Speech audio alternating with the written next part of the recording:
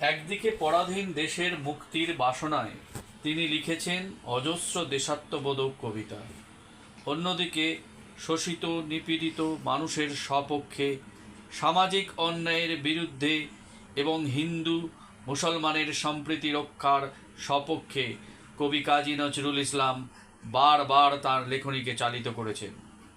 আজ তাঁরই এক কবিতা, একই বৃন্তে দুটি ফুল। মোরা একই বৃন্তে দুটি কুসুম, হিন্দু মুসলমান, মুসলিম তার নয়নমণি, হিন্দু তাহার প্রাণ।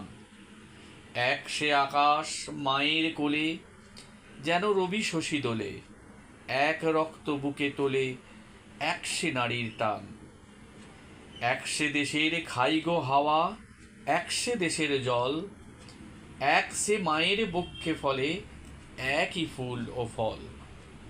এক সে দেশের মাটিতে পাই, কেউ গড়ে কেউ শ্মশানে ঠাই, মোরা এক ভাষাতে মাকে ডাকি, এক সুরে গাই গান।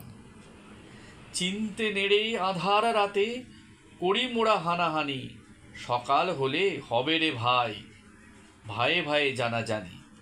কাঁদব তখন গলা ধরে, চাইব ক্ষমা পরস্পরে, হাসবে সেদিন গরব ভরে এই হিন্দুস্তান।